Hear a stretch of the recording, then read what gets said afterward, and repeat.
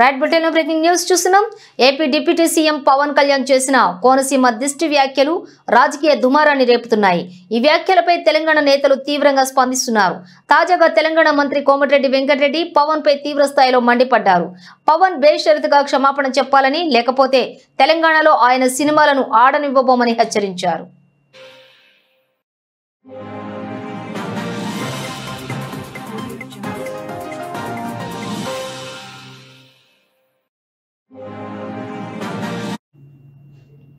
ఇక ఈ సందర్భంగా కోమటిరెడ్డి మాట్లాడుతూ, పవన్ కళ్యాణ్ వ్యాఖ్యలు నన్ను తీవ్రంగా బాధించాయి.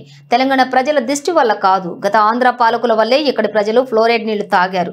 ఈ విషయం తెలుసుకోకుండా మాట్లాడటం సరికాదు. ఆయన వెంటనే క్షమాపణ చెప్పాలి, లేదంటే సినిమాటోగ్రఫీ మంత్రిగా చెబుతున్నా తెలంగాణలోని ఒక్క థియేటర్లో కూడా ఆయన సినిమా విడుదల కాదు అని స్పష్టం చేశారు.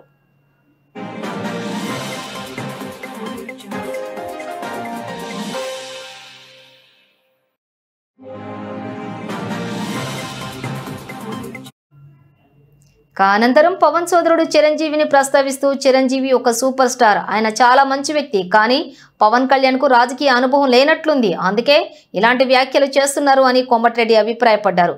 పవన్ వ్యాఖ్యలపై తెలంగాణలో వ్యతిరేకత పెరుగుతున్న నేపథ్యంలో ఈ వివాదం మరింత ముదిరేలా కనిపిస్తోంది.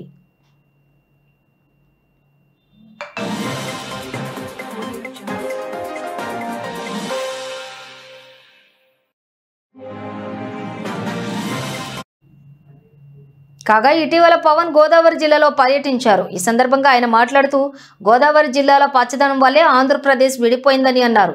తెలంగాణ నేతల దిష్టి తగలడం వల్లే గోదావరి జిల్లాలో కొబ్బరి చెట్లు ఎండిపోతున్నాయని వ్యాఖ్యానించారు. ఈ వ్యాఖ్యలపై తెలంగాణ నేతలు విమర్శలు గుప్పిస్తున్నారు.